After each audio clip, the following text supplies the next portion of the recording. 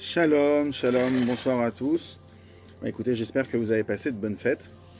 Et voilà, donc on va continuer sur les contes de Rabbi Nachman. On avait fait déjà 2 contes. Et, euh, et les 2 contes, donc on a fait déjà la princesse disparue et le conte du roi et de l'empereur. On a vu combien est-ce que ces contes ils étaient mystérieux comme ça. Et là, on va rentrer dans un nouveau conte qui est le conte de l'infirme.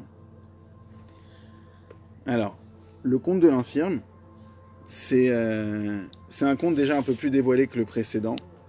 Il y a déjà beaucoup plus de machalim, des choses qui sont percutantes. Et on va voir ensemble.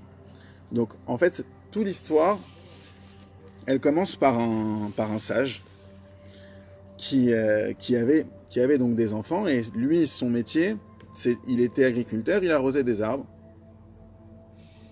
Et il allait bientôt mourir, et donc il dit à ses enfants, écoutez, je vous autorise maintenant à vaguer aux affaires que vous voulez, mais je vous conseille quand même, c'est vraiment un conseil sage, d'arroser des arbres, de faire de ça votre métier.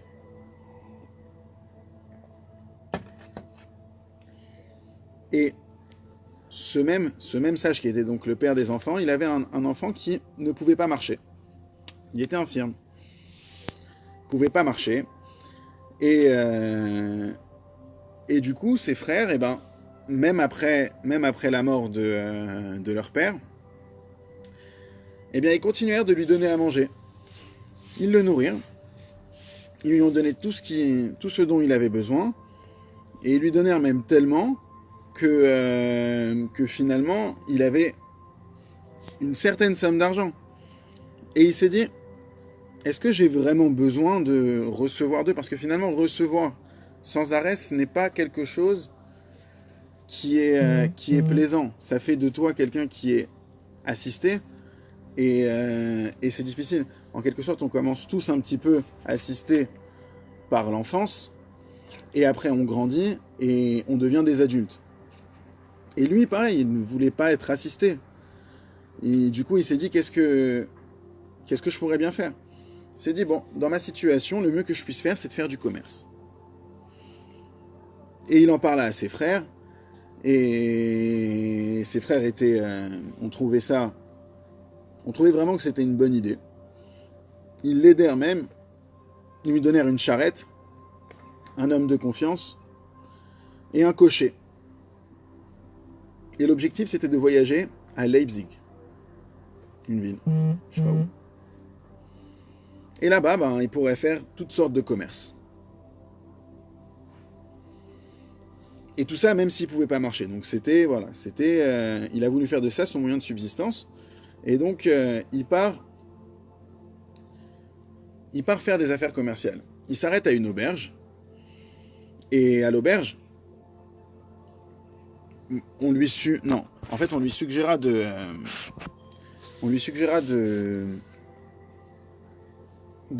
dormir à l'auberge un soir, de ne pas voyager de nuit.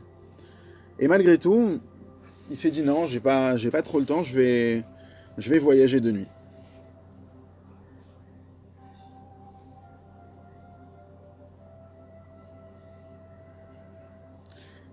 Et en fait, ils ont voyagé dans une forêt.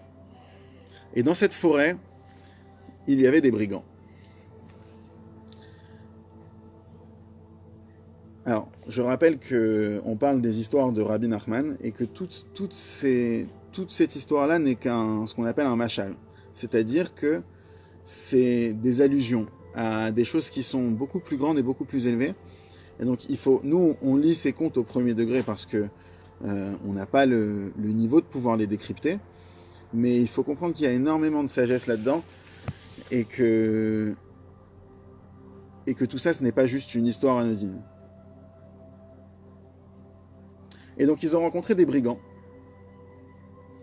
Et eux, ils sont devenus brigands parce qu'une fois, il y avait une famine et que ils se sont retrouvés.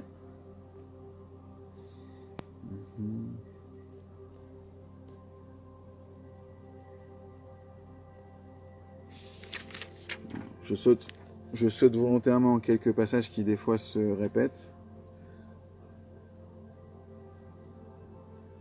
Ok, donc au final, les brigands leur sont tombés dessus.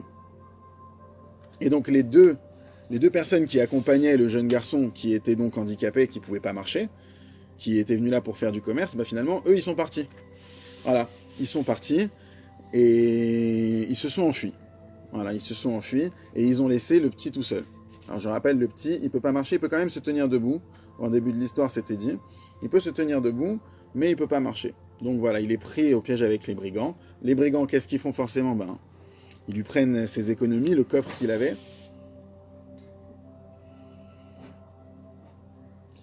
Et du coup, il s'est retrouvé là.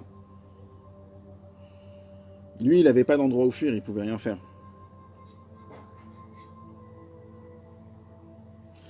Par contre, il lui restait quand même la nourriture que ses frères lui avaient donnée. Autrement dit, du pain sec. Et il en mangea. Il en mangea jusqu'à ce qu'il n'y en ait plus. Et lorsqu'il n'y en ait plus, lorsqu'il se trouva sans vivre, eh bien, il se mit à manger ce qu'il pouvait trouver autour de lui. Et ce qu'il trouvait autour de lui, finalement, ce n'était que de l'herbe. On est dans une forêt. Donc il se mit à commencer à, il a commencé à manger de l'herbe. Et ça pendant un certain temps. À chaque fois, il avait un rayon autour de lui. Il mangeait l'herbe qu'il y avait autour de lui. Et une fois qu'il n'y avait plus d'herbe autour de lui, il se déplaçait, il mangeait dans un autre endroit. Une fois, il atteignit une herbe. Et cette herbe, elle était spéciale. Il n'avait encore jamais mangé une herbe comme celle-là. Et cette herbe, elle plut beaucoup à ses yeux. Et il décida de l'arracher. Il l'arracha comme ça, il la leva, et il vit qu'il y avait pendu quelque chose au niveau de la racine. Il regarde comme ça et il voit que c'est un véritable diamant. Un diamant pur. Sur un côté, et c'était un diamant spécial. C'était pas qu'un simple diamant. C'était un diamant. Sur un côté, il y avait écrit que ce côté serait... Sur un côté, il est écrit que celui qui tiendrait ce côté serait transporté à l'endroit où le jour et la nuit se rassemblent ensemble, se réunissent.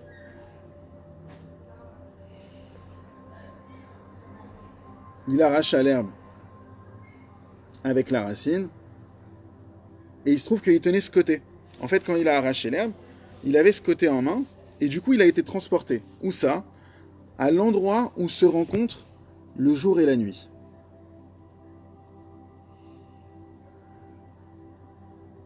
Ils se réunissent là-bas.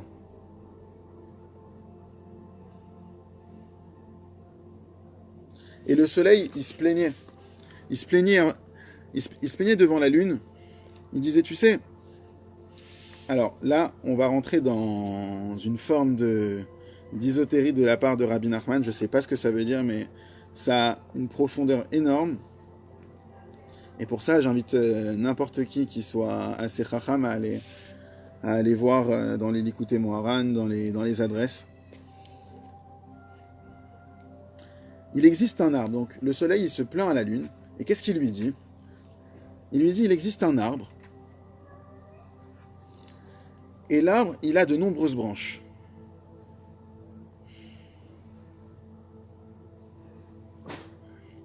Il a des branches, des fruits, des feuilles. Un tel est bénéfique pour avoir des enfants. Un autre est bénéfique pour la parnassa, pour le gagne-pain. Celui-là est salutaire pour guérir quelque chose, tandis que l'autre, il guérit la maladie. Et tout ça, c'était les branches du même arbre. Et cet arbre-là, on devait l'arroser. Et si on l'arrose bien,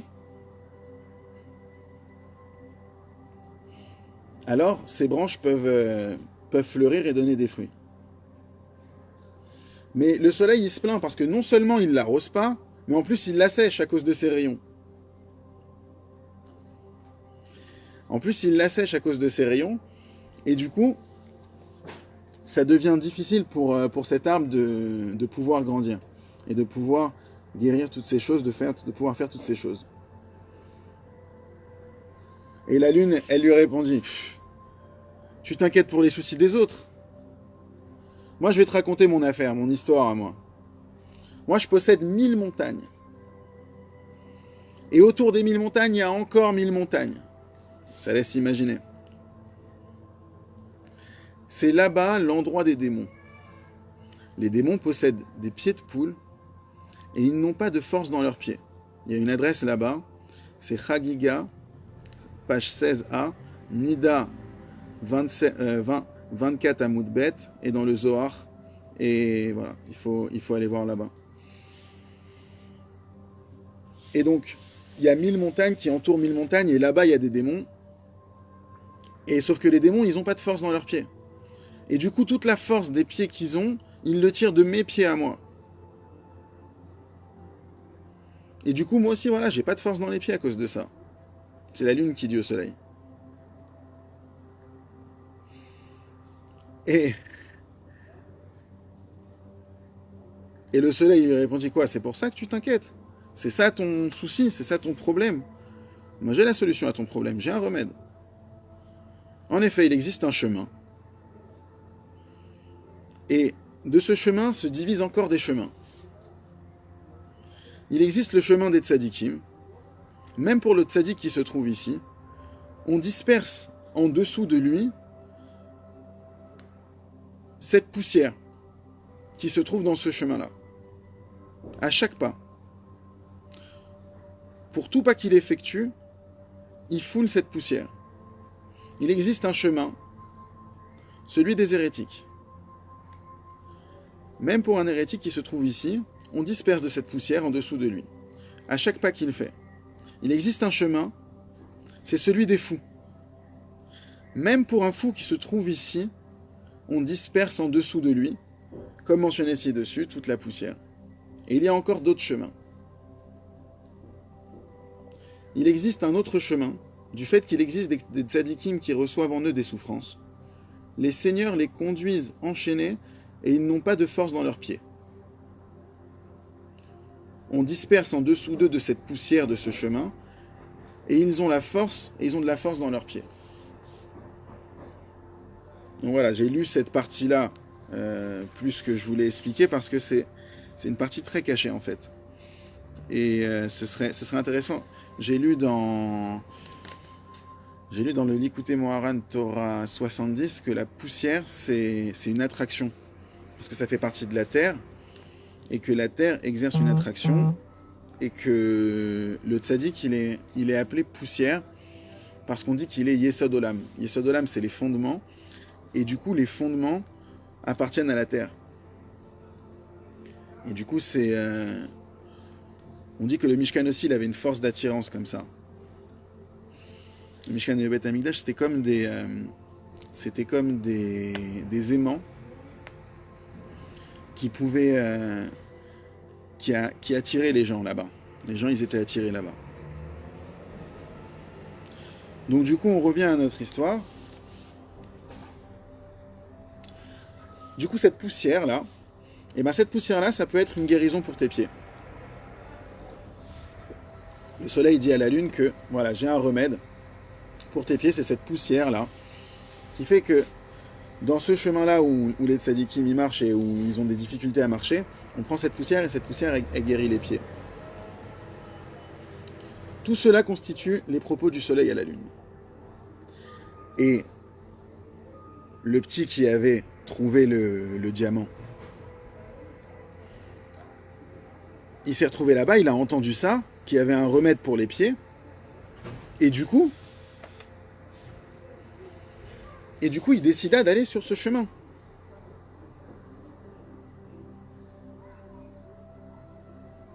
Et il posa les pieds sur ce chemin, et directement, il guérit.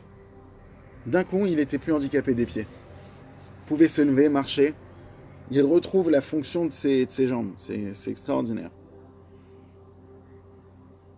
Il partit et prit la poussière de ce chemin, et pas seulement de ce chemin, mais il a pris la poussière de tous les chemins, chacun séparément, il a été dans tous les chemins, il a pris la poussière là-bas, et il décida de retourner à la poussière... pardon. Il décida de retourner dans la forêt là où il avait été volé par les brigands.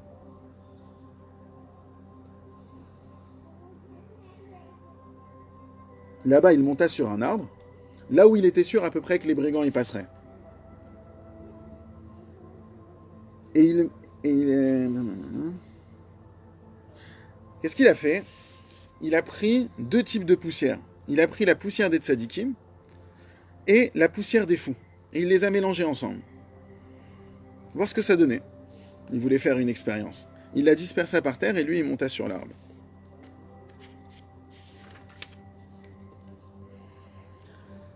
Les brigands sont arrivés.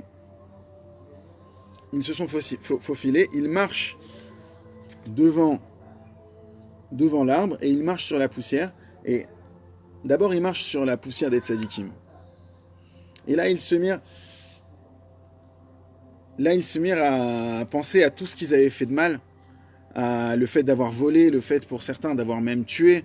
Ils se sont rendus compte de tout ça, ils ont vraiment commencé à regretter tout ça, mais amèrement.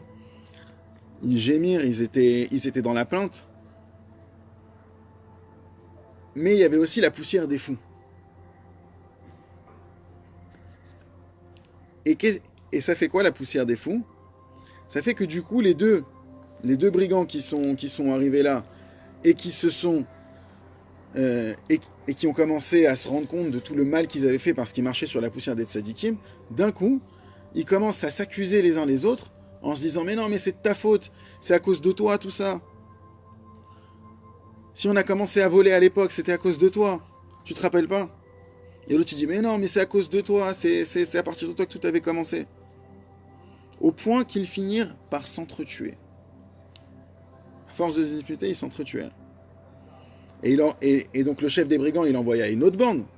Pareil, même histoire. Jusqu'à ce qu'à la fin, il se retrouve sans brigands. Le mec, il n'y a personne qui revient. Il envoie des gens, mais il n'y a personne qui revient. Du coup, il décide d'y aller lui-même.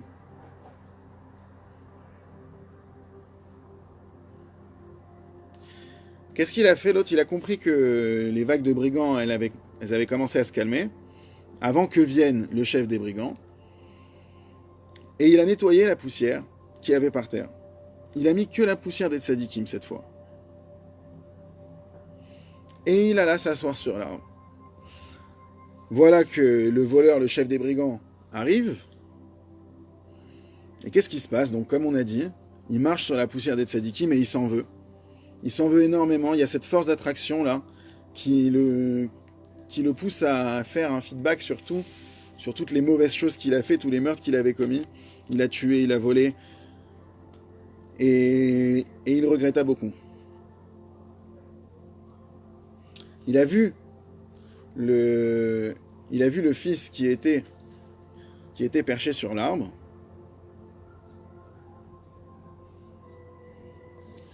Il le regarda et lui dit « Oh, toi, je t'en prie, malheur à mon âme. Oi, j'ai mal, tu peux pas savoir combien j'ai mal, je t'en supplie. Pour tout ce que tu veux, mais donne-moi une tchouva. Dis-moi et je le ferai. » Il avait besoin de se sentir pardonné. Il lui a répondu « Écoute, d'abord, rends-moi le coffre que tu m'as pris. Tu m'as pris un coffre au début. Rends-moi le coffre. » Il lui a répondu « Écoute, je te donne le coffre et je te donne aussi toutes les fortunes que j'ai amassées. » Là, tu dis « Non, moi je veux juste le coffre. » Il lui dit « Mais donne-moi une tchouva, fais-moi quelque chose. » Il lui dit « Écoute, ta tchouva, ça consiste en quoi? Ça consiste à te rendre à la ville, à avouer toutes tes fautes, à gémir devant le grand public, en disant que c'est moi qui ai été l'auteur de toutes les proclamations, que j'ai fait les crimes, j'ai volé des gens. Va dire ça à la place publique et voilà, ça sera ça ta tchouva. » Ce qui se passe, il va là-bas, il avoue tout sur la place publique. Qu'est-ce qu'ils ont fait Qu'est-ce qu'ont fait l'autorité? Ils l'ont pris, il lui a dit « Attends, t'as fait tout ça ?» Voilà, ils l'ont pendu.